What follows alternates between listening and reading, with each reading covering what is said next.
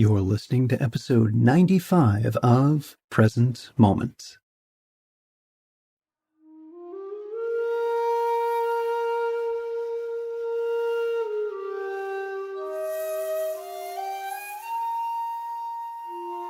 Welcome to Present Moment, Mindfulness, Practice, and Science. I'm Ted Meissner. Present Moment is a podcast with interviews, conversations, and roundtable discussions. We speak with mindfulness teachers about their newest findings published in peer-reviewed science journals, teachers about their understanding and methods as they work with students of mindfulness, authors about their books and interests, and we also speak with everyday practitioners. The website presentmomentmindfulness.com has show notes for each episode along with resource materials.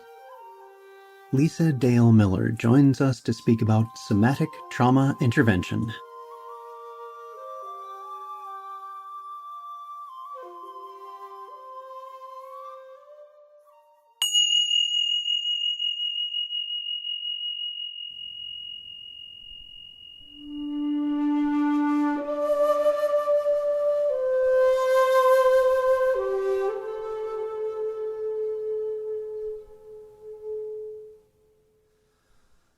While mindfulness in a typical program is not necessarily therapy, there are often overlapping ideas and disciplines which may be found in both. The skills one develops in a mindfulness program, for example, build a capacity to notice, to sense both the external and internal environment in the present. Some very similar and yet different skills and applications may have some therapeutic benefits, as we explore somatic trauma intervention in today's interview. Lisa Dale Miller is a private practice psychotherapist in Los Gatos, California. She specializes in mindfulness psychotherapy and Buddhist psychology and is a certified somatic experiencing practitioner. Lisa trains clinicians in the application of mindfulness interventions and practical Buddhist psychology and is trained in mindfulness-based relapse prevention, mindfulness-based cognitive therapy, and mindfulness-based stress reduction. Lisa has been a dedicated yogic and Buddhist meditation practitioner for almost 4 decades. Our guest today is Lisa Dale Miller. Lisa, thanks for joining me for the podcast. Really looking forward to this. Absolutely.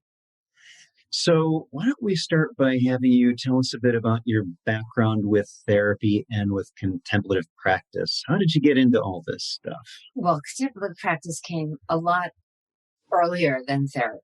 So I started practicing meditation at 14, and I'm almost 60 years old now. What was it that brought you to that at 14? Actually, that happened at 12, although I have to say I was thinking along these lines before then, but I went to camp and I got very ill about 2 weeks into camp, and everybody was out of the bunk, and my junior counselor had a little bookshelf. And I was so bored.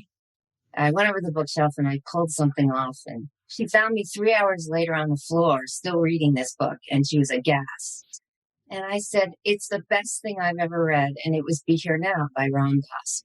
So she said to me, "You know, I do this thing called yoga every morning on the upper tennis court. Do you want to try?"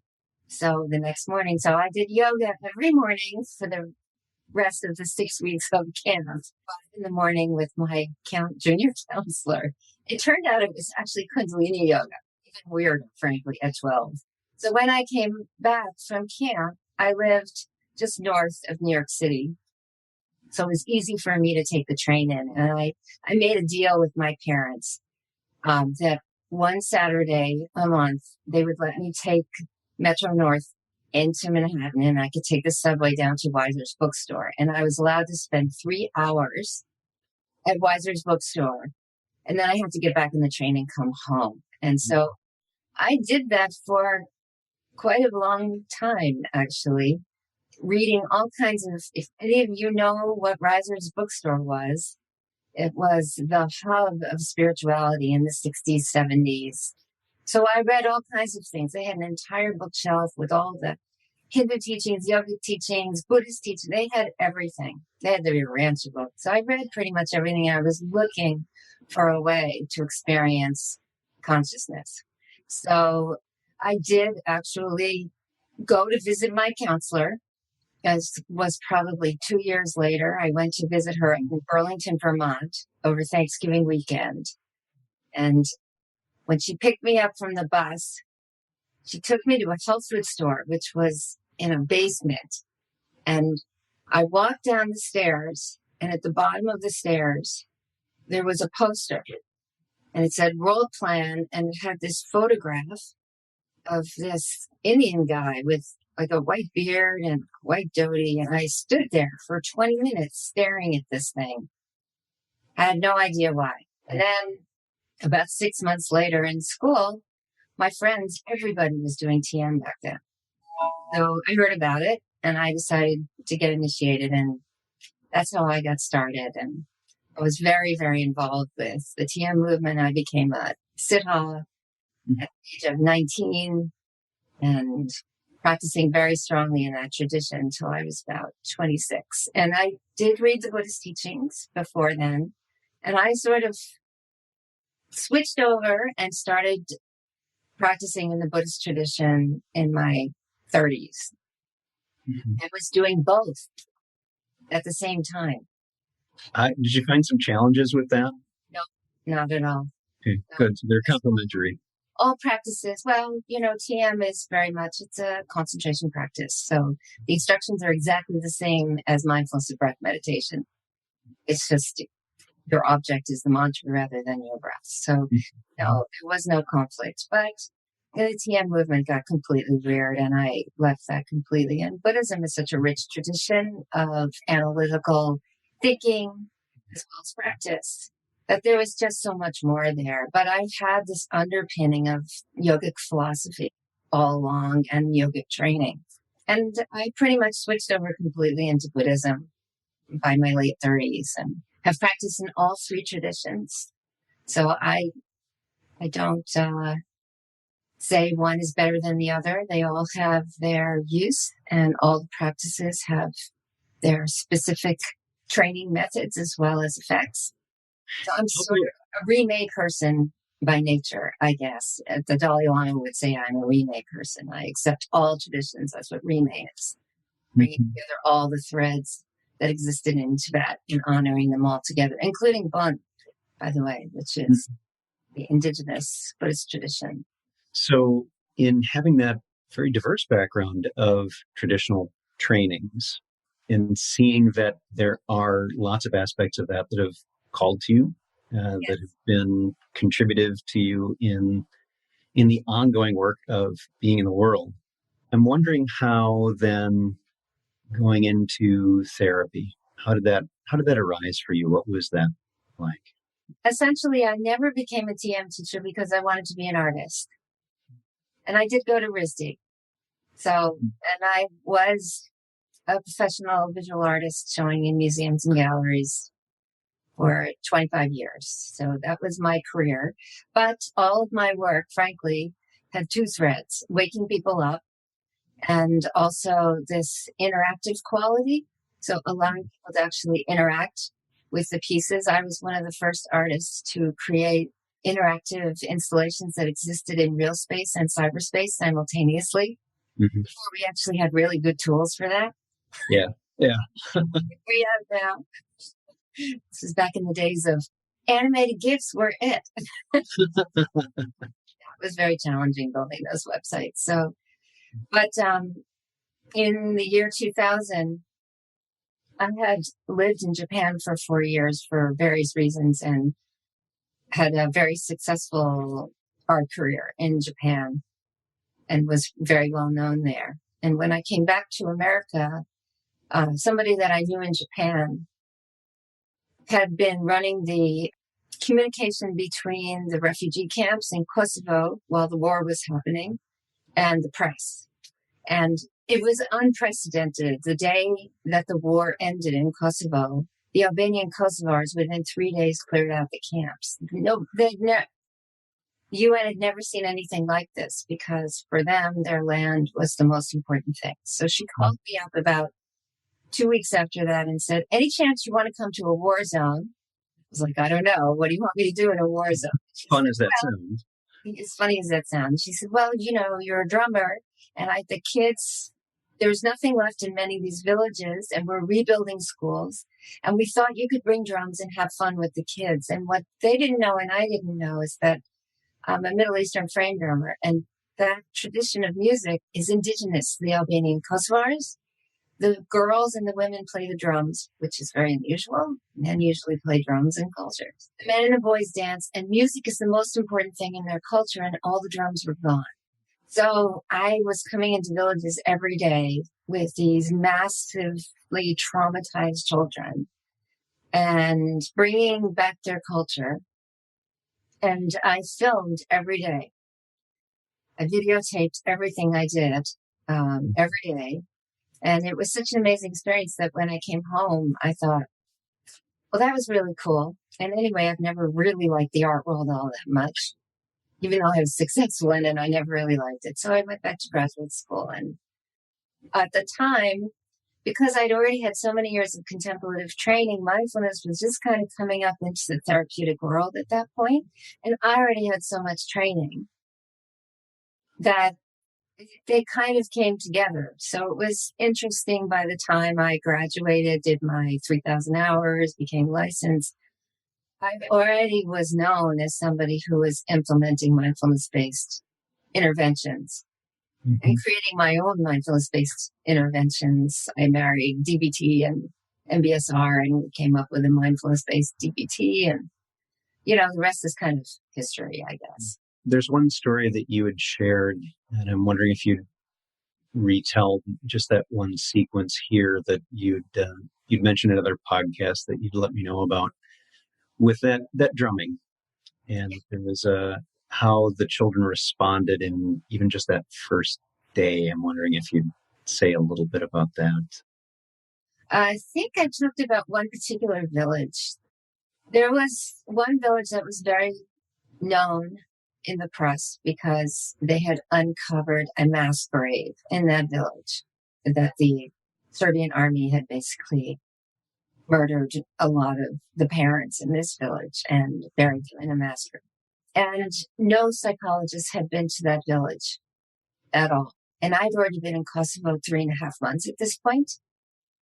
So I'd had a lot of experience in Category 5 villages already. But they were reluctant to let me go to this village because the elders who were left, there was so much trauma. The children were literally not even speaking. That's how much trauma there was.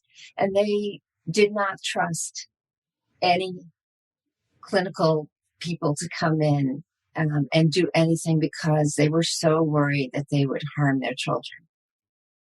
So I don't know how CRS convinced them to let me come. But they convinced me. I guess they said, look, she's having fun with them. They sing, which we did. That's what we did, Lisa. And we think it'll be okay. So when I arrived at the village, what I found was one of the elders, who was ostensibly sort of the head teacher in whatever school they had sort of created. He was using music already as a way to engage the kids. And so he every day would bring out a little electronic keyboard and he would start playing a song, but he wasn't getting much response from them. So he told me about this. I went into the classroom with him and he did what he did every day. And then what I did was I can't remember what song I sang. It was some jazz song. I honestly can't remember which one it was. It might have been Let's Fall in Love. I don't know. But I picked a completely bizarre kind of English song to sing that they thought they would have no reaction to whatsoever. No kid song, no nothing. And it piqued their interest. And then I pulled out one of my tambourines, which is the kind of drum they play. It's called a rick in Egyptian. And all of a sudden their eyes got a little wide. And then I started playing some of my rhythms. And then the girls kind of woke up. And then I started passing out drums. And within an hour, these kids who had been completely catatonic, the girls were playing, the boys were actually dancing around the room. They were singing their songs for me. And this elder who'd been trying to get them to have some kind of fun was in the corner crying. I actually have all this on video. I've never shown any of this video to anyone because by the end of the project, for me, it was so tender and so intimate that we actually was on TV in Kosovo and in Albania with the kids, with some of the kids from some of the villages and some of the people that I worked with. We played a concert on television. And so there is something that went public. Thank you for sharing that. And it really speaks to the ways in which it may be possible to reach through horrific trauma that people suffered in ways that are not talk therapy, not this, that, or the other thing, but really reaching through the senses.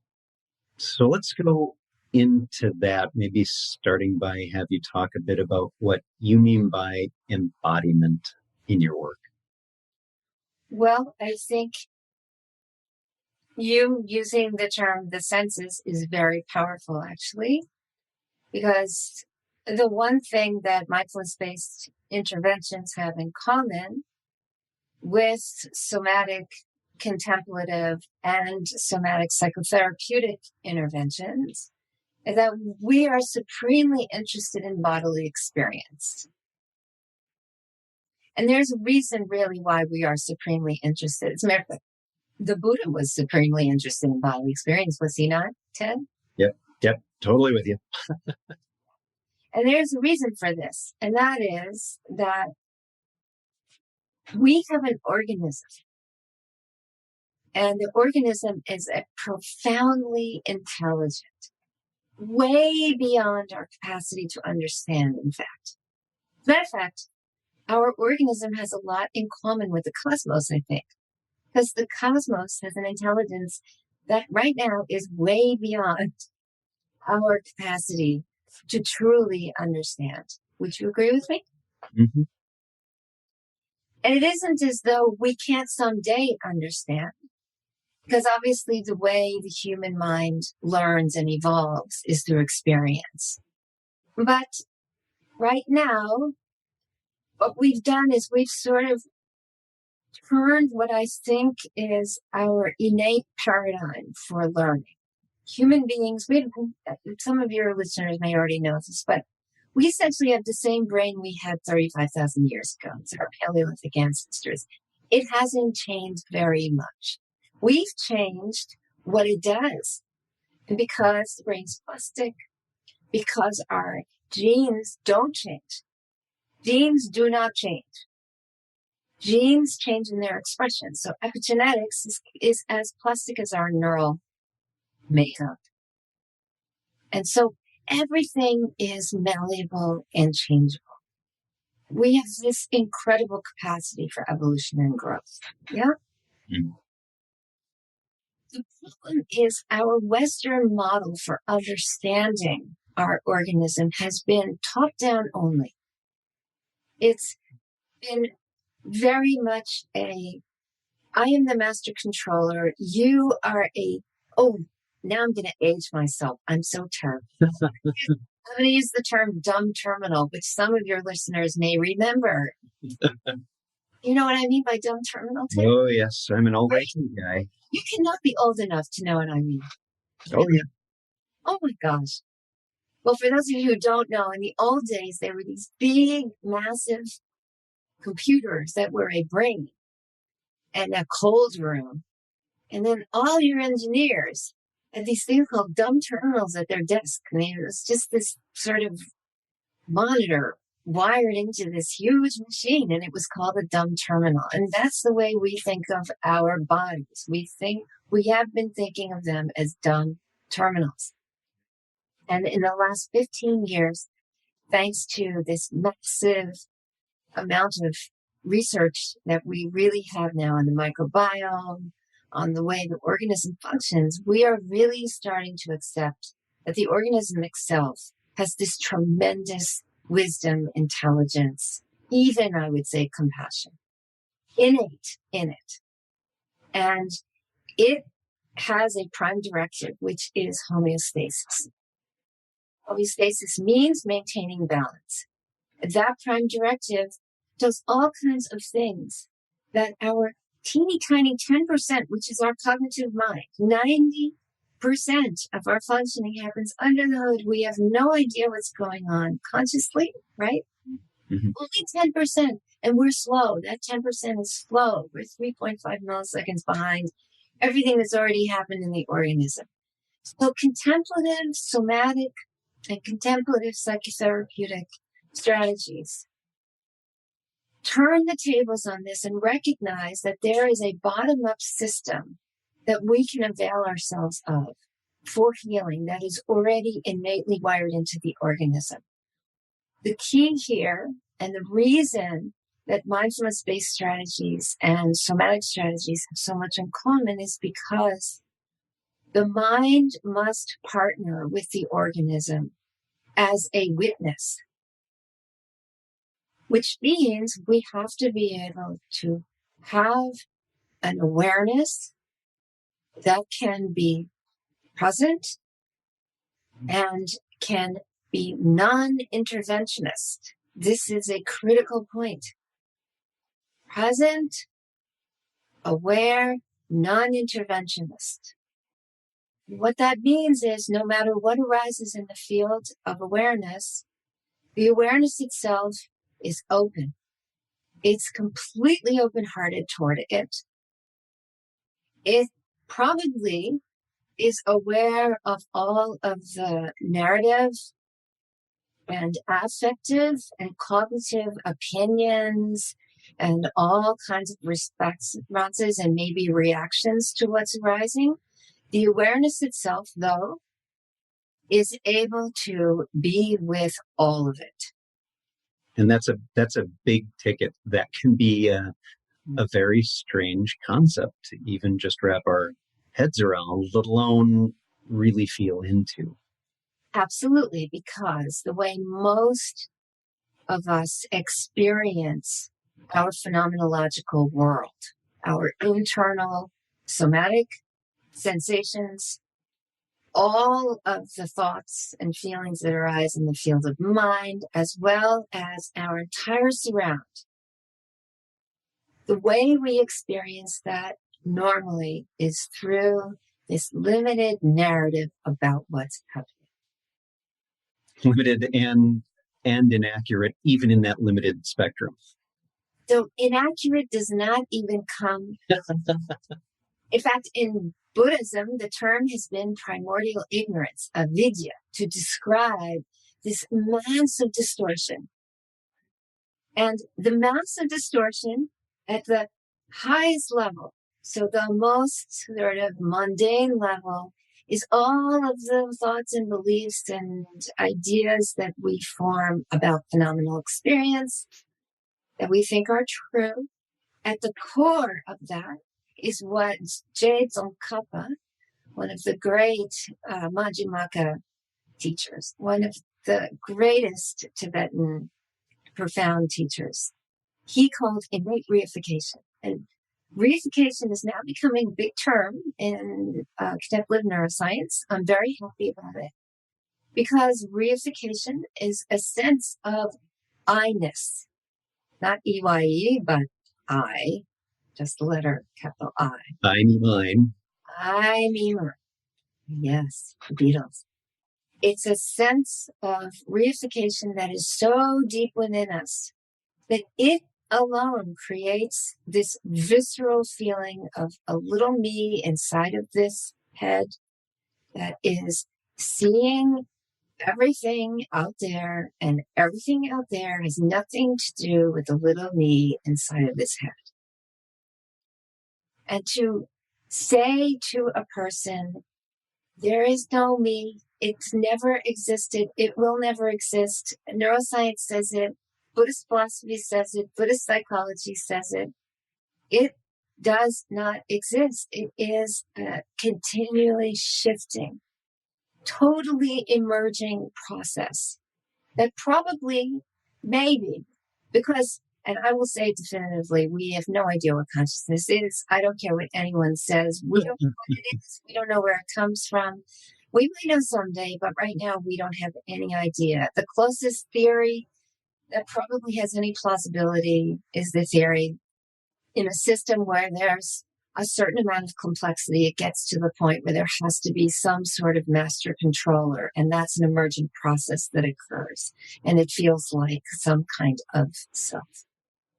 Did all of that make sense?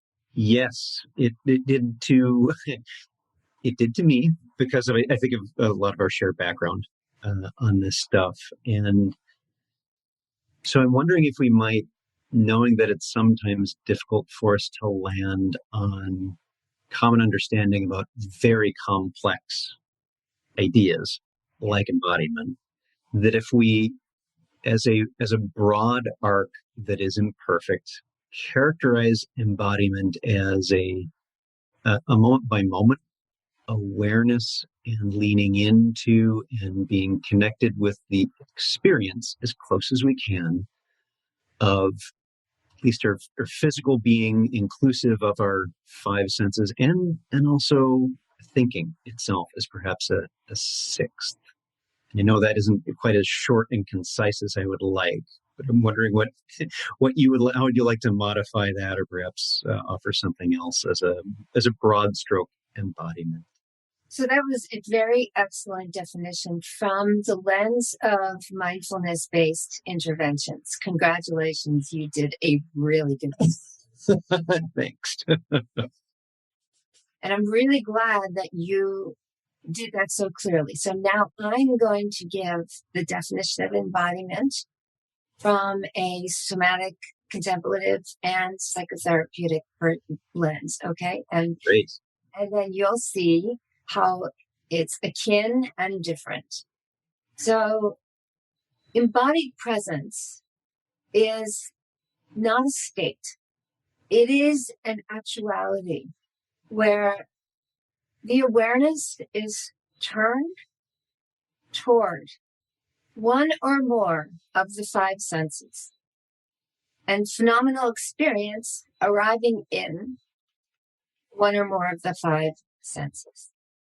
So we could do this right now. Should we do this with your listeners? Yes, that would be great. Okay. So this is one of the most basic somatic experiencing therapy skills that we offer our patients first.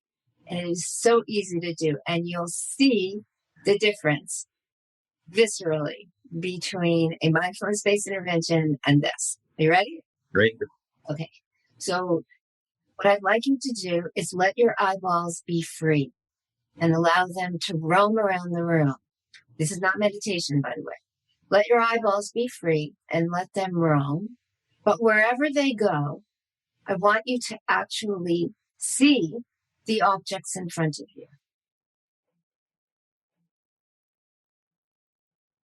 So you're not forcing the eyeballs to go anywhere. And if you land on something interesting or pretty, you can hang out with it if you wish. The idea here is to allow yourself to drink in the richness of the objects in front of you.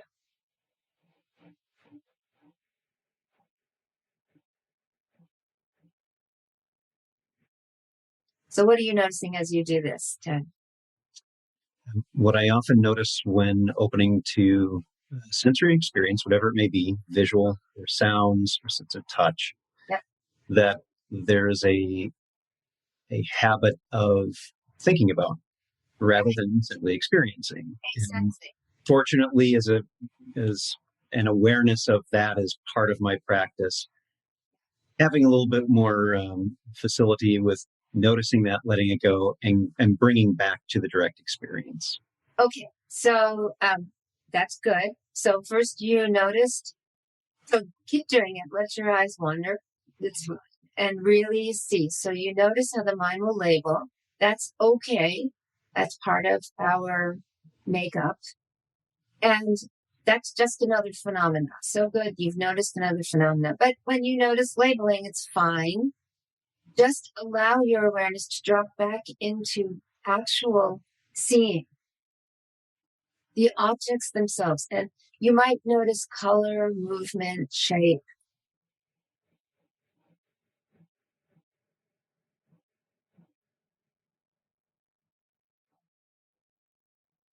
Now, I want you to just allow your awareness to include the body, feeling in the body in general right now, and just notice in general, how does the body feel? What are you noticing?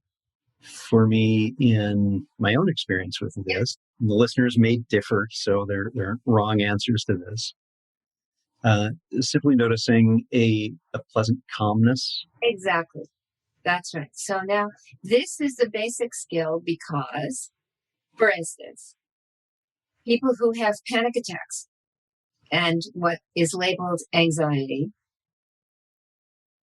those people, when they are having anxiety, there is absolutely no part of their mind that is in their actual experience. Because I assure you, if a tiger was in the room about to pounce, they would not be experiencing anxiety.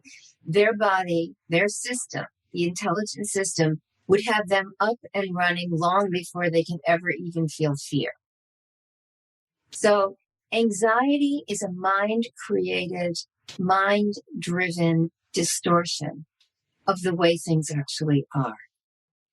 When a person is driven by anxiety, they will go into a panic attack. The surest way to cut through anxiety and panic is to land in one of the five senses this way and allow the eyeballs to move freely, which is a big piece of this. That freedom of movement of the eyeballs actually unhooks the mind processing from the networks that the mind immediately gets unhooked from, doing the eyeball roaming and attention into the senses. And what happens is the organism, the body goes, oh, thank God, they're finally here.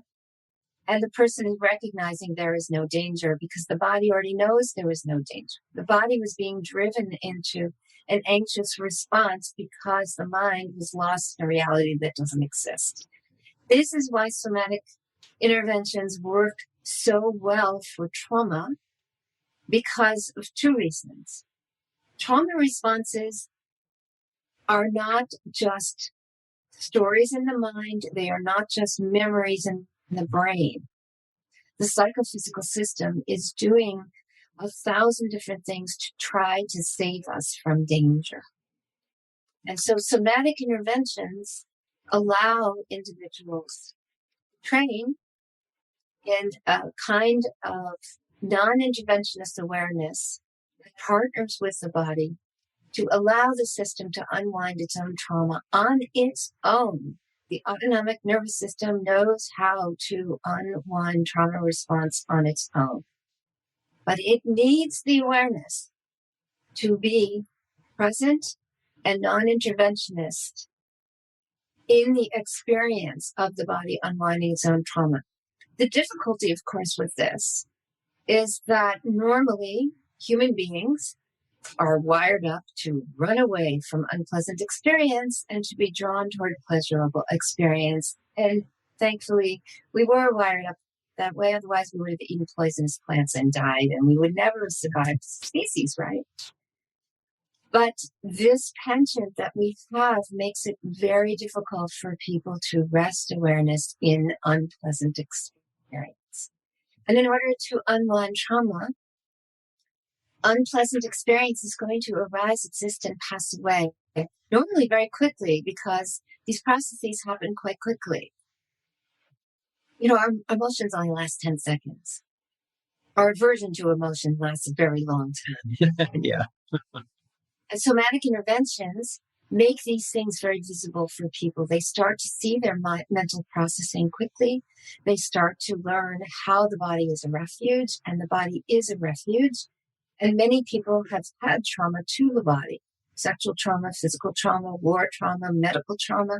Most trauma happens to the physical organism. So this is a integrative methodology for being able to allow an individual to recognize that the world and the body are actually the refuge. They are the safe place, even though in the past they have not been. Doing that by telling your trauma narrative over and over again not only re-traumatizes the patient, but it does not help anything. And so we've been delivering trauma therapies that don't work for a long time. Yeah, and I like your descriptor about the why somatic practices help in a number of ways. It, for one thing, helps disengage the narrative from that getting in the driver's seat and putting experience itself. Actually, you're in a not so bad place. Helps on its own, but also that it's practice. It's something you can do. You can choose to do this, to engage with what's happening in the world in this moment, mm-hmm. Which again also helps destabilize trauma. I'm wondering if it might. So destabilize trauma. What do you mean when you say destabilize? Destabilize the momentum of the narrative that then re-traumatizes the individual, if that makes sense. This is really good, Ted. I'm so glad we're having this conversation. It's wonderful to have this kind of dialogue with someone who has profound knowledge of mindfulness-based interventions and can speak the language of that so well. Because my job here is to introduce a languaging and a methodology that is so contrary in many ways to the legacy. You know, I love Johnny so much and Saki. You know, they are my heroes and I've known them for a long time. And what they did was they went and did something very powerful in an incredibly sick medical model. At that time, the medical model was incredibly sick. And they offered something that cut through a lot of the illness of the way treatment was delivered, the way people were treated, the way disease was imagined. And 30 years later, we've progressed, but we haven't progressed enough. So the next progression here in this healing of the Western medical model is to language what you just said in the fall. I'm going to do it in a different way, okay? Yeah, please. It isn't that we need to turn the narrative off. Right. Totally agree. That's a top-down view. It isn't that we need to get rid of disease. That is a top-down view.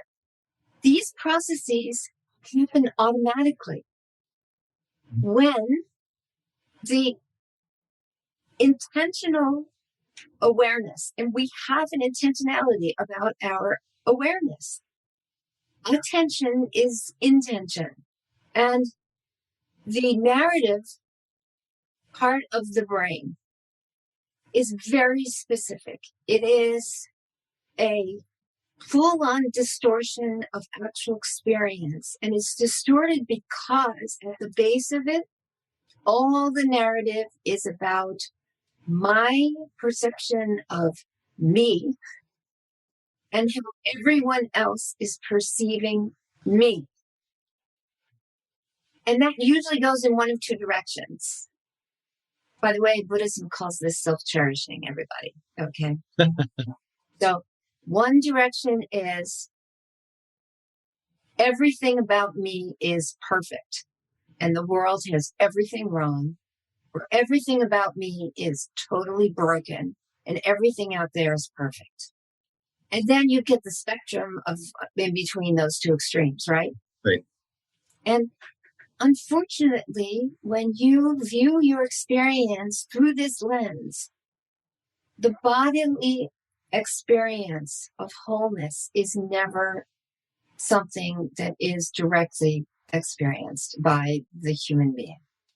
That is so sad because the way the psychophysical system experiences the world is the following. The body knows its boundary. But the body also knows the world in which it moves equally intimately. Otherwise, it would never be able to navigate that world.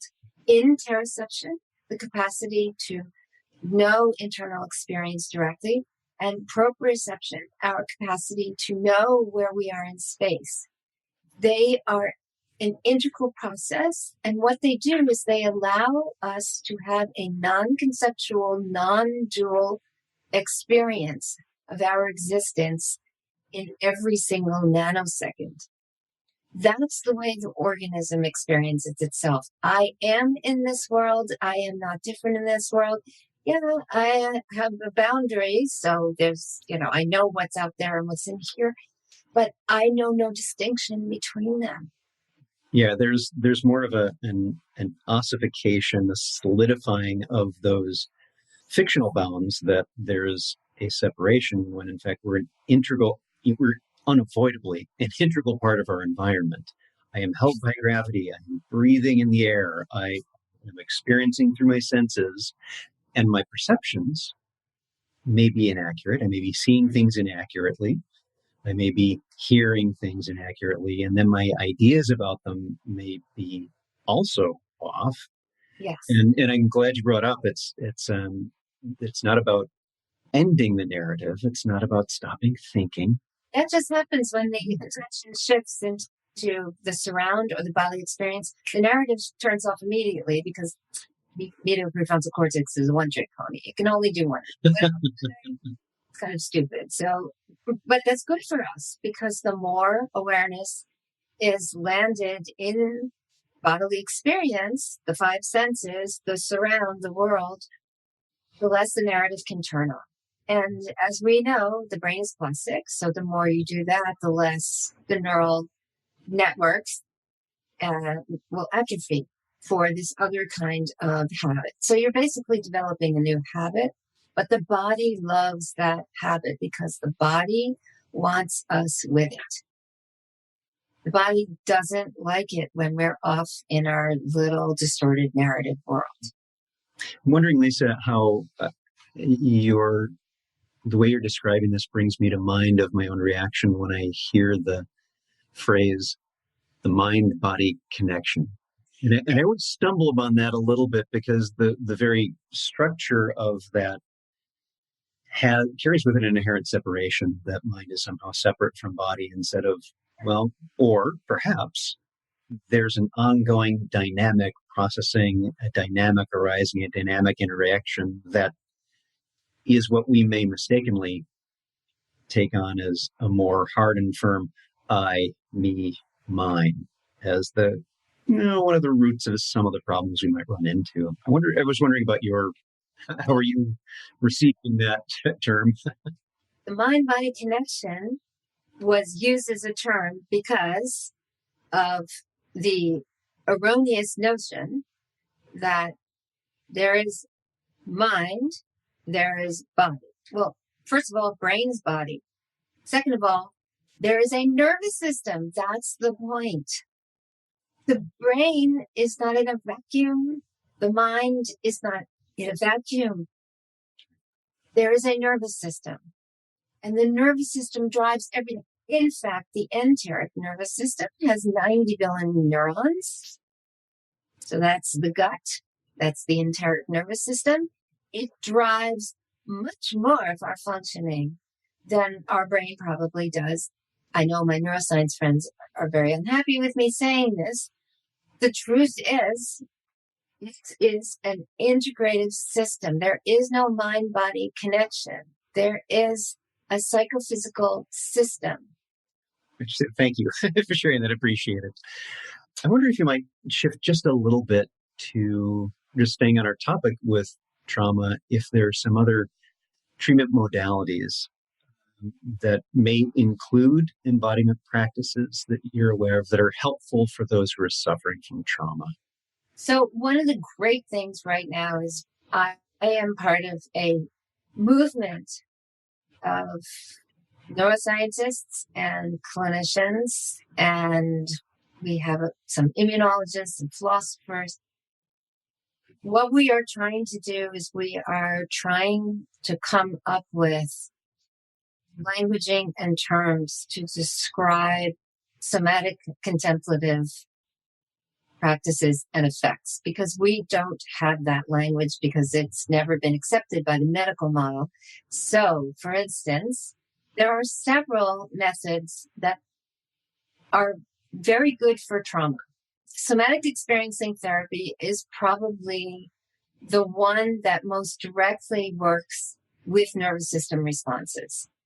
Unfortunately, Peter Levine, who, by the way, he created somatic experiencing therapy, but before he did that, he spent most of his early career in Hans Selye's lab. And he was the biological researcher who researched how animals reacted to trauma and what trauma response looked like in animals. And at some point, I think around 1968 or 69, he suddenly realized, we're animals. We probably do the same thing somehow, but we don't do the same thing. So he went back and got a degree in psychology. And then he created somatic experiencing therapy using a bunch of different methodologies that he realized for people to be able to work within their own bodily responses. Unfortunately, he forgot about research along the way. So it's only in the last 6 years that we've started to get academia involved in doing evidence-based research on the methodology. So we don't have that much. So what we were left with were therapies like EMDR, which is not a non-interventionist methodology. And I would not call it a somatic methodology either, even though they are doing things in the nervous system that we would never do because they create too much reactivity in terms of the freeze physiology sometimes. And though there's a lot of evidence-based material for EMDR, I can't put it in this category. While it is true that bodily trauma can get in the way of doing things like body scan. Let's talk about that for a moment, because I'm glad you brought that up. I wanted to just dip into the waters of why that's so. I agree. And also how that might be a little bit different than what we've been talking about with somatic experience practices. So you and I are both trained, so we know that when we instruct people in body scan, what we're doing is inviting their awareness into a part of the body. And then we're moving the awareness around to different parts of the body. Correct? Right. We're working with awareness. I think of it as exercising our capacity of awareness. That's right. The body's still. It's like Yoga Nidra, part of the Yoga Nidra practice, which maybe is where Johnny got it from, where the body is still, but the awareness is moving from body part to body. The difference between Yoga Nidra and body scan is that in Yoga Nidra, it really is body is still and you're moving the awareness around from body part to body part. You're not that interested in the body part. In body scan, we're really interested in investigating the body part, right? We want to get to know that body part. I've seen it done in different ways. I'm more inclined towards the shape and the movement and what might be there to be sensed, and nothing at all is fine. And I've seen others who are more focused on, naming the parts that are there. And I'm a little different. That's not quite how I do body scan. So I'm glad you brought that up. So I'm in the middle there, okay, with a body scan. So it's important for a person. For me, it's the interoceptive capacity to feel that body part from within. Not to imagine it in your mind, not to see it, but to allow the awareness. The skill for me is to allow awareness to actually go into the body and feel the big toe from within the big toe. What's it like to actually be a big toe? Yeah, I describe it sometimes during guidance as awareness in the shape of big toe or the left foot or whatever it is. What's that like? And invite that listening with the body. Yes. So I wouldn't describe it as awareness is a big toe, because for me, awareness is the vehicle. It's always the vehicle. It's not a thing in and of itself. I Right. can't make awareness a thing. There's no thingness to awareness. And so the idea here is intimacy with the bodily form through the vehicle of awareness. That's body scan. Now that sounds pretty benign, doesn't it? It sounds that way. And with a big toe, unless of course you've had some major trauma in a big toe, that's pretty benign. Sometimes when people get to the more internal aspects of the body, like for instance, the pelvic area where there may have been sexual trauma, or if they come to a body part where they've actually had medical trauma, what happens is the autonomic nervous system goes, they're here, I'm so excited, and it starts to unwind trauma response in the body. And the problem with body scan is there's the person in the middle of some kind of sensation that's arising that's uncomfortable, or possibly even a racing heart, and they have no idea why, because the autonomic nervous system is actually activating and it's going over threshold because they have no training in how to use the awareness to recognize overactivation in the autonomic nervous system and to partner with it in such a way so that the system can pendulate and then deactivate. People who have had trauma, the autonomic nervous system has lost the innate capacity to deactivate into parasympathetic response on its own. So a little bit of activation will throw them over threshold, and then they're in panic and they hate body scan and they can't do it. Right. I'm sure you've had that happen, right? Well, I've run into that myself in the difficulties in doing body scan in my own area where I've had major surgery and Exactly. challenges with that. Yep. And that it's why it's so important. And we say this on this podcast and others again and again, and certainly in teacher training, that there's a reason we really do make it clear that folks who are doing any kind of practices to be aware of what's happening, listen to your body, Yes. listen to what's happening, and take heed, and not to overextend yourself. That when you notice things that may be surprising. I know, but so the problem here is this. I've said everything I've said for a reason. The medical model does not have the frame yet. They're getting it, but they don't quite have it. But the autonomic nervous system is an integral part of being able to regulate these responses. And what happens is people who've had trauma, any bodily sensation is so scary for them. And the system goes over threshold, and the trainers do not have this model.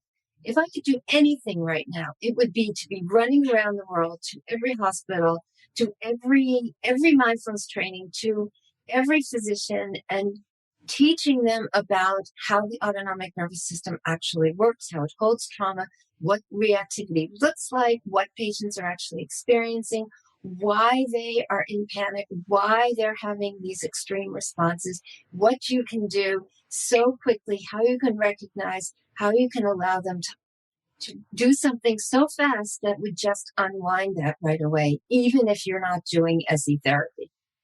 And this is a frame that's not there. So even when you tell somebody in a mindfulness-based intervention, things will come up, it's okay, just take your awareness somewhere else or talk with me afterwards, they're still afraid.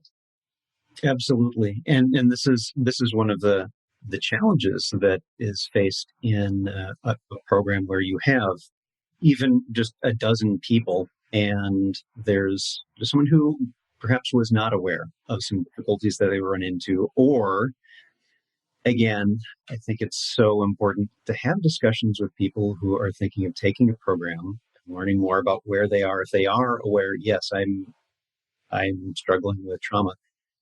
And are you seeing professional help because a particular program that I might be doing is not therapy for that? And we want to make sure that you're getting the right attention to help you, because we don't want to cause harm and send someone into a very difficult state that is not in a context of being able to work with them one-on-one. Yes. And of course, you would not be sending anyone into a state their system would be responding to some intervention that is being offered in the way the system responds. Okay. Right. Right. Yeah. Very good point. Yeah.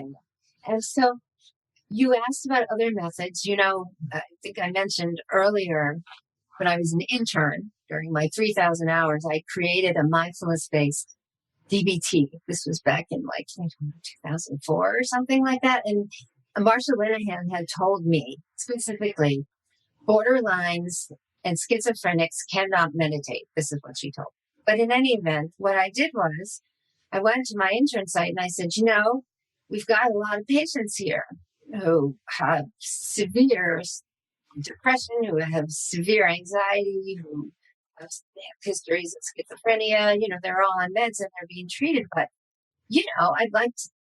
I want to do DBT for them, but honestly, it's so complex and confusing, all these anagrams, all this stuff they have to learn.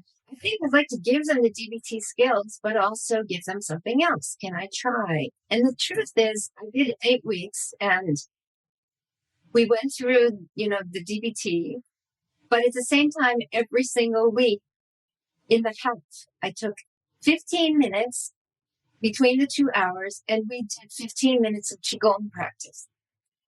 And at the end of the 8 weeks in these groups, when I would ask, I did train them in mindfulness and breath meditation as well, but we did this Qigong. So those were the 2 mindfulness things that we did. And the DBT skills. And at the end of the 8 weeks and the evaluations, and also we would go around, hands down, what everyone said they loved most was Qigong. And the reason they loved Qigong was because that was the time when they could let go of all of their thoughts and just experience their body moving. And they felt like that's when they got the most calm. That's when they got the most relief. So another somatic trauma intervention that's very good is actually Qigong, believe it or not. It's very good for people with trauma because it's easy to do. And it is so easy to be able to drop into bodily experience and have mindful awareness of body, but have the body moving. And Qigong directly works on nervous system responses. So if you can deliver a very particular set of Qigong movements that calm the body and energize the body at the same time, but allow the system to regulate back and forth between activation and deactivation, it's very similar. So you probably might I found it fun to do. So do you deliver Qigong instead of yoga in your MBSR classes? I don't, because my limited framework within this is simply mindful movement. I don't even like using the term, calling it yoga, because I really want to honor the training that so many excellent yoga teachers have gone into to earn that credentialing, which I don't have. For me, it's mindful movement.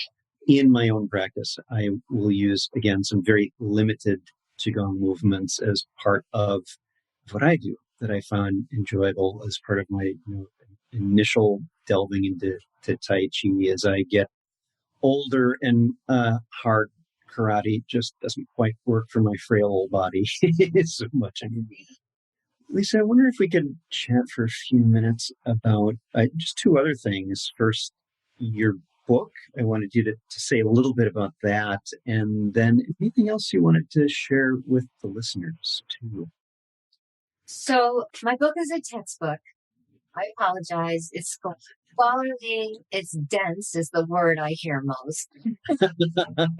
It is geared for mental health professionals because I felt that there was a dearth of information for them about where mindfulness actually came from and what Buddhist philosophy and Buddhist psychology actually is. So in the book, the first 4 chapters are basically the Pali teachings with the clinical practices that they can offer people, taught from the perspective of the actual teachings. So I am not clinicizing them by taking things out. I'm actually saying, now that you have some basis of knowledge from why the Buddha actually offered these teachings. Here's the way the teaching would actually be, and here's how you would be instructed in it. And then the 5th chapter is a full chapter on all of the Brahmaviharas, and the Mahayana is introduced. The 6th chapter is the Madhyamaka teachings, as well as Dzogchen, Mahamudra, and moving into more of the non-dual, effortless mindfulness practices. And the last 2 full chapters are kind of taking all of that and looking at some of the ethical issues of psychotherapy. What are we really trying to engender in our patients? And trying to go beyond the model of the tabula rasa and moving into the intersubjective space of you're working with human beings. Supposedly, you're helping them alleviate their suffering.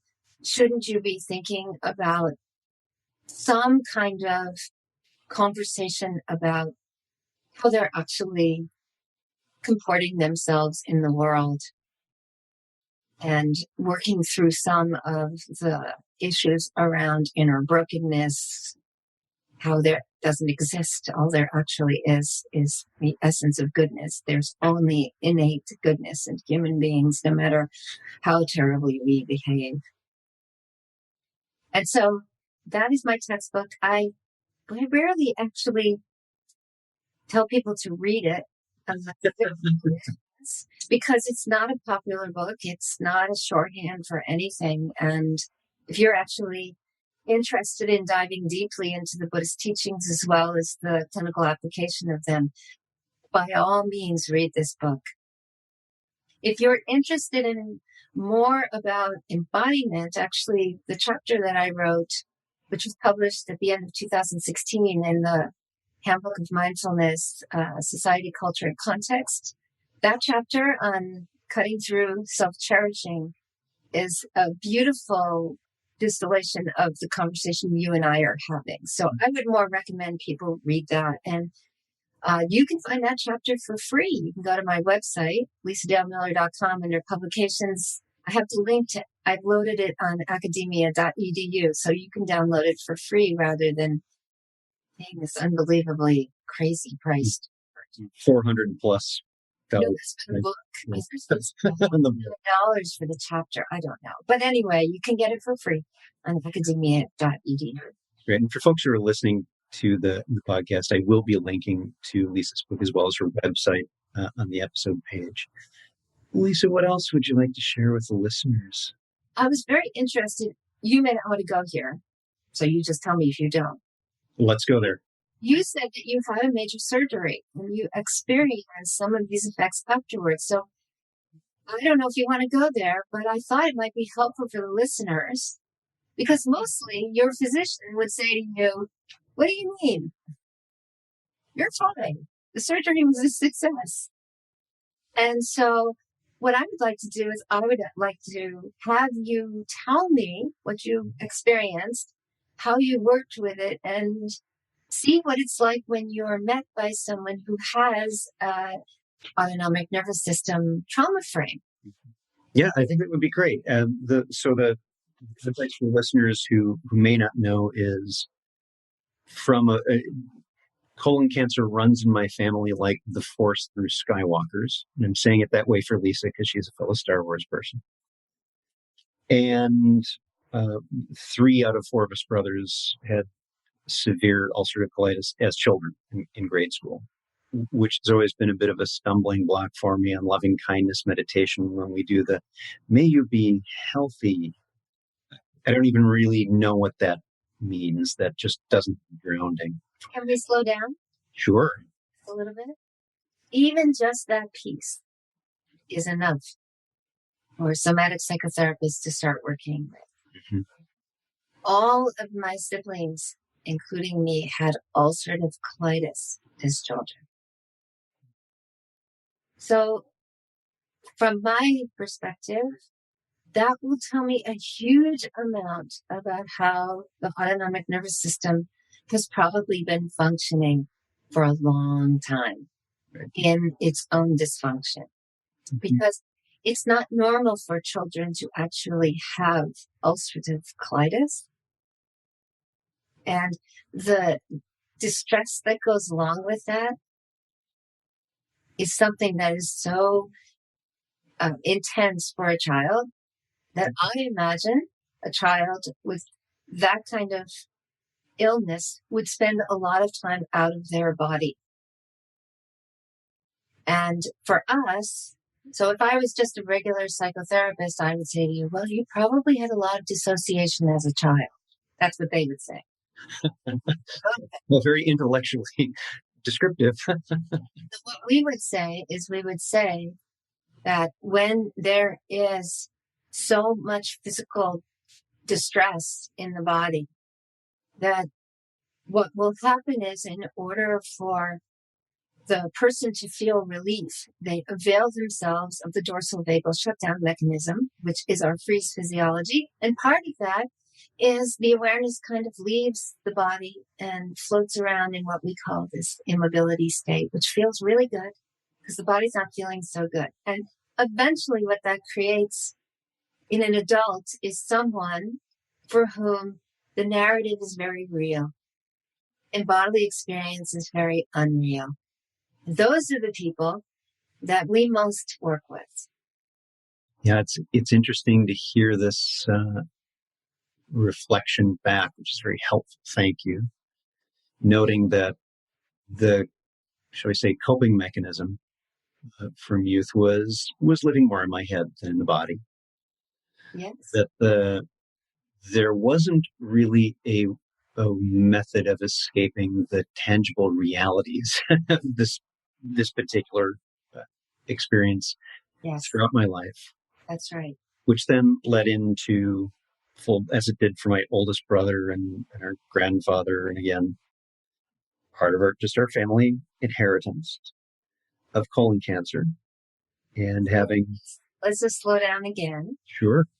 So what I detected when you just said that was a sense of kindness and generosity toward you as a child that you had to live with that. Feel that? Not strongly. only a very little bit. Only a very little bit. So that very little bit is your organism's capacity for compassion. And so you said when I do loving kindness meditation, I have some trouble wishing for health. And what I am inviting you to recognize is your body, your physical system innately knows health. Even if it hasn't been its experience, it knows that innately. So when you do your loving kindness practice, what I recommend you do is you allow your awareness to very gently rest on capacity of your organism to be here. The incredible resilience, its capacity to heal itself from what I think you're about to tell me. And to let that, see the smile, and let that joy of the body's own capacity just bubble up and be the metta itself. You don't have to do the top-down loving kindness. It will feel weird. You can drop in and allow the loving kindness to arise from the physical system's innate capacity for what I call organismic compassion. Thank you for that. And I not to go too far off. That's how I tend to do loving kindness, is less the top down, hear the words, and really getting into the feel of, and again, that's why I love the Brahma Viharas so much, getting into the sense of those. Yep. Yeah. So and also this is a good segue to what had occurred and the appreciation for the body's resilience, the ability to heal, Mm-hmm. and an amazement that I hold still now, happily many years later, to how the body adapted well to having two entire organs removed. Yeah. And I can't recommend it as a diet plan. I lost 35 pounds after the first surgery, and it's not easy. It's hard going through that. But the resilience of the body in coming back from that, granted over time, sometimes over the course, in my experience, over years, to get to a place where, wow, I could be missing these and still be okay and still live, let alone be able to do much of what I was able to, is quite amazing and profound, and inhabiting that space, really getting up close to that, is part of my practice in noting that, for example, during the body scan, bringing full circle here, that as I do in my own scans, get to the areas where I have lots of scars. Yes. From 33 staples and all of that, to an emotional response, to just being aware and inhabiting that part of the body, that there is an emotional response, and all of the, not to dismiss others' trauma, but also owning mine, that this is very traumatic physically for the body, emotionally for anyone to go through.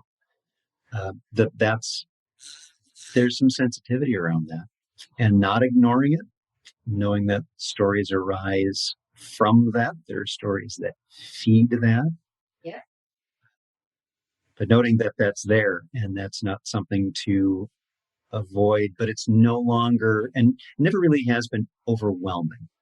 It was simply, oh, of course, not really surprised. And yes, it's uncomfortable, but really not any more uncomfortable than sitting with my legs crossed for an hour might be in a physical scale.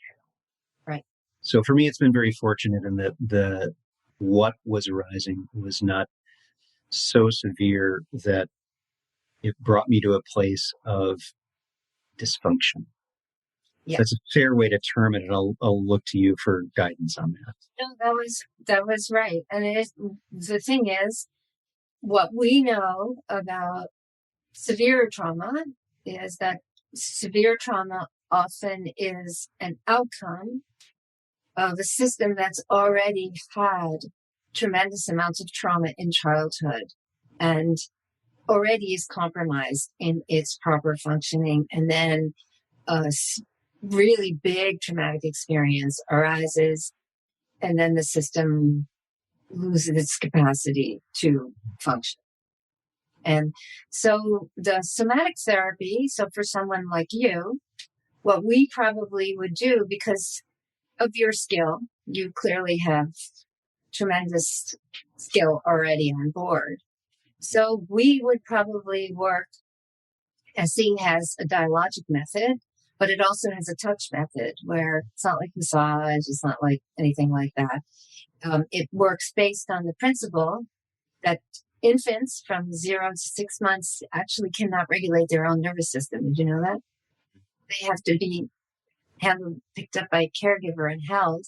And then what their bodies do is they do something called co-regulation. They actually regulate with the parent's regulated nervous system, and their system learns how to regulate itself.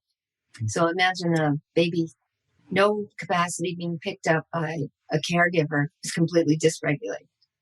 So obviously you had some good co-regulation on board. So the touch SE harnesses your capacity still, your body's capacity still for co-regulation. So what we do is we actually work on the periphery of the body as well as on the internal organs to help the system by just feeling a regulated nervous system, to help the autonomic nervous system unwind some of the more severe trauma, physical trauma, that can't be unwound through resilience. Yeah, resilience. I stumble on that one too, because there's, to me, there's always been an inherent feeling tone of powering through regardless. And I'm like, something about that feels a little off. And that may simply be my own adding on to the meaning of the word and how I'm perceiving it? Actually, I think resilience includes that. These days, when we talk about resilience, at least those of us who have a somatic view, we're talking about a resilience that requires regulation. It also requires co-regulation in the community. So it's not just an individual resilience, it's a communal, collective resilience. And there is no resilience without wisdom and compassion. Because you can be resilient and be running around causing a lot of harm. Yeah. I can get on board with that way of looking at resilience. You know, there are a lot of people who grow up in very traumatic situations and go on to wreak a lot of havoc in the world, but they feel quite strong when they're doing it. Yeah. So in any event, thank you for sharing that. Did you get a bit more of a sense of how this might be a little different? Oh, yeah, absolutely. This is very helpful for me in understanding I would say, perhaps nuanced as I am just learning about the differences, but profound differences between them. One of the things I would also share is that as I was going through treatment, by this point, I had by my surgeries nearly 2 decades of contemplative practice. Exactly. And that made even the diagnosis not really traumatic. And it was not in an avoidance way, but in a now this is something that's arising, and in part also expecting it certainly plays into that as well. And this came up most strongly at, and I've mentioned this in the past, being at Hubert Humphrey Cancer Center, and they have a waiting room there with some journals for people to write, and taking a look at those. And bear in mind, and as a meditator, as someone who's grown up with this and has been expecting it, there wasn't a lot of what I was reading from people who were deeply suffering in those journals of fear and anger and the pain that they were going through, which was just, there was such a cry for help in easing suffering. And so it was very interesting and in ways heartbreaking and gratitude inspiring that I was very lucky in this thing that was happening in the course of my life, and that I had a practice, and something I've wished for a long time, that I'd found contemplative practices much earlier in my life than than I did in my late 20s. Well, I will say something that should not be controversial, but appears to be controversial. Contemplative practice often attracts people who already have a lot of freeze physiology on board. They already have the habit of dissociating and not being in bodily experience. Mm-hmm. Yeah. I don't know why that would be. Why would that? It's a great way to escape. Yeah, oh, I'm totally on board with that. I'm wondering why that would be the least bit surprising, or because it's difficult, I think, for people who have derived benefit from meditative practice to imagine that for some people, meditative practice could actually be the last thing they need. That it takes them away from the difficulty and distress that they're experiencing and doesn't give them the skills to be able to really learn how to land in that in a way that's not harmful. And so I think, leads to some of the adverse experiences that people have when they do meditative practice or when they go on long retreat and they don't get the proper support right. while they're on retreat. it's quite difficult for people who have severe trauma to go on retreat. Yeah, and this is again something else that has come up very recently in this podcast that we've discussed a little bit. And we frequently mention is that this is not a cure-all. Well, sometimes when I'm saying something different, I'm saying this can be contraindicated. And it doesn't mean it's always contraindicated.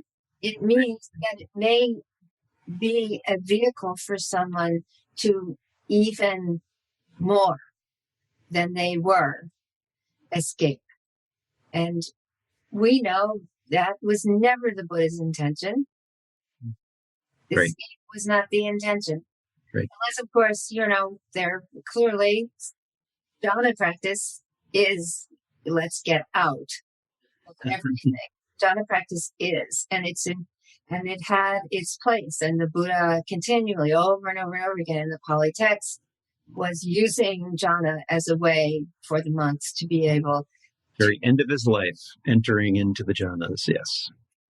Well, I mean, honestly, the suttas are replete with instruction on jhana because it was important for the monks to learn how to use mind. And so we're not going to get into the discussion about jhana versus other things because, as I said, everything has its place. All practices have their use and their place, including jhana practice, for me at least.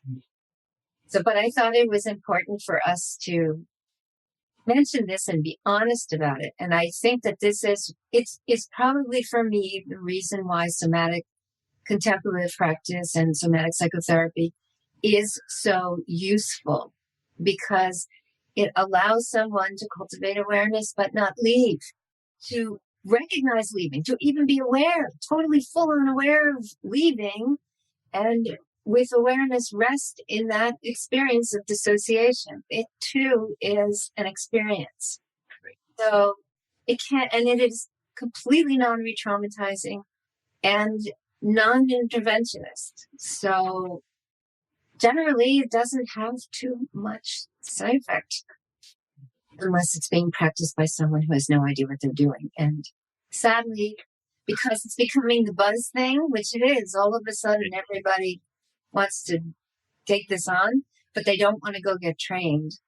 I think we're feeling a lot of very, very difficult things may arise.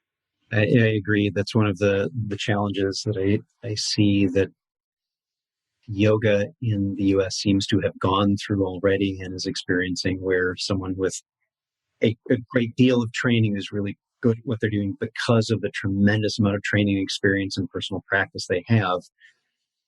It's very hard for someone in the general public, perhaps, to tell that individual and the level of terrific teaching they may receive from them from someone who's maybe not had quite that level of experience in teaching. And I do see this in the mindfulness world as well, where someone takes a class and before even finishing the program, their class or two is like, I want to teach this. And that's great. Let's just finish this first for you. And do you have a daily practice? Oh, yeah, I haven't been doing the practice.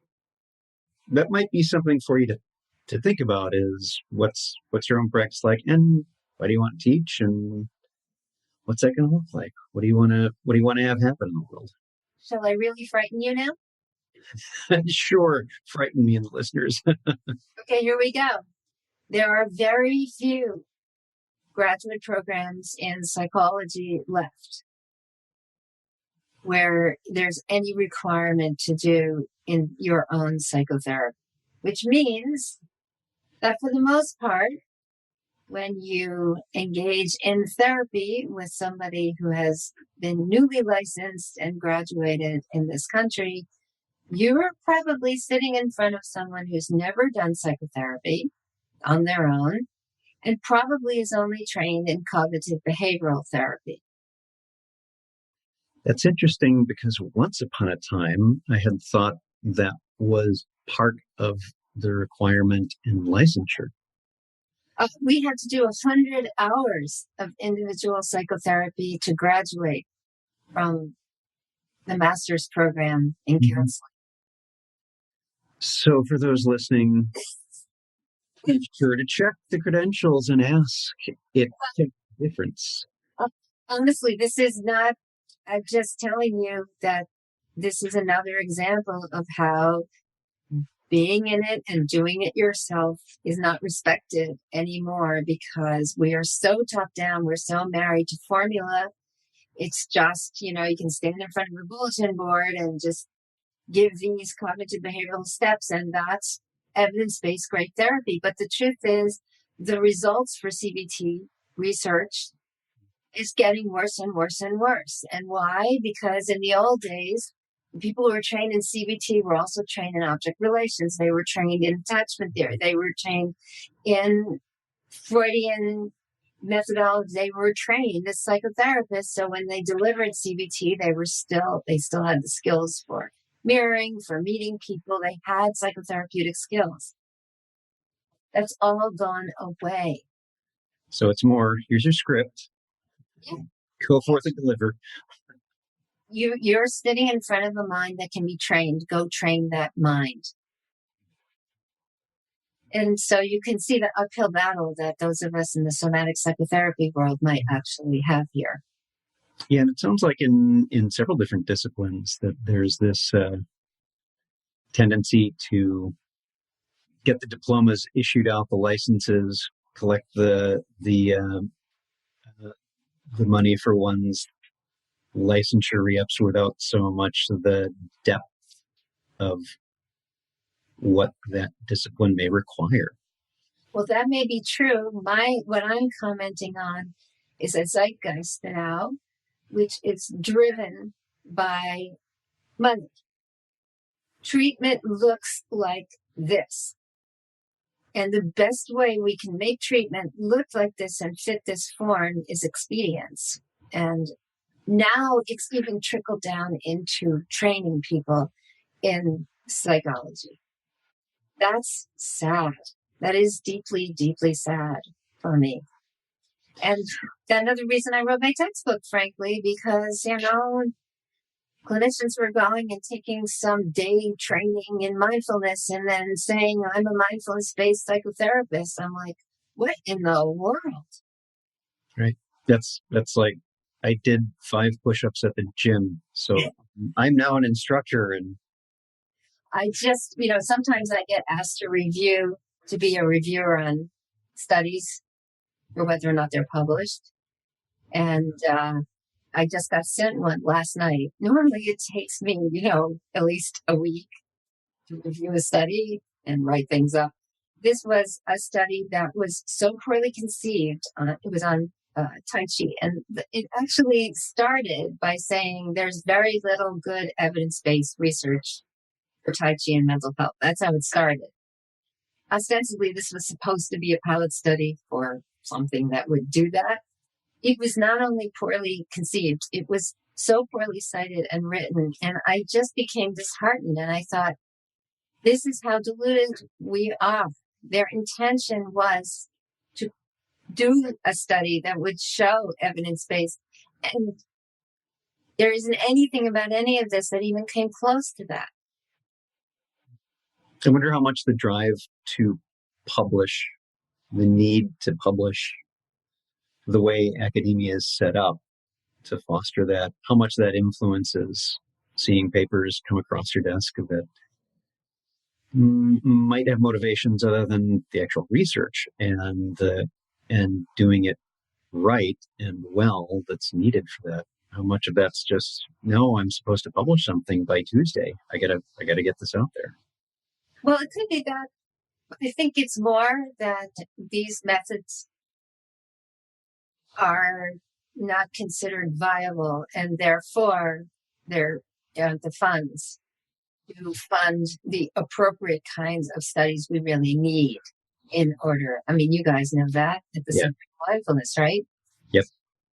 Somehow the Center of Mindfulness has been able to do really good research on mindfulness. So. Yeah, it's interesting. I was with Paul Grossman, was one of the fellow attendees at a recent workshop, a symposium at Barry Center for Buddhist Studies, and he was making the point, again, as he does well, and I completely agree with him, that in mindfulness studies, there's usually low numbers.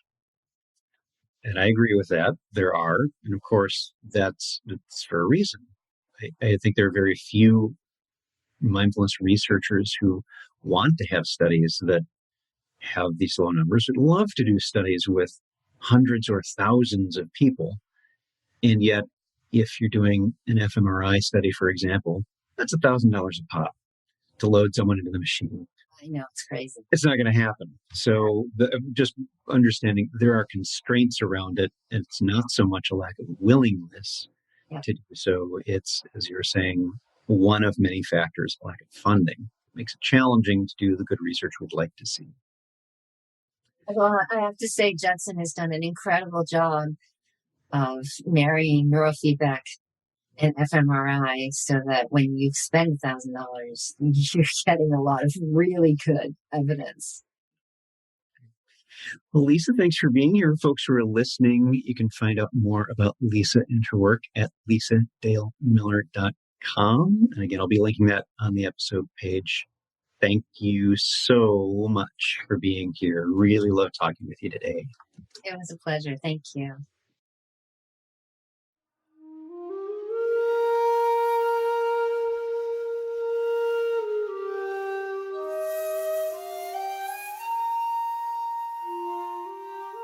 Thanks for listening. If you'd like to learn more about something you've heard in today's podcast, please come visit the website at presentmomentmindfulness.com. You'll find an entire webpage devoted to this and every episode.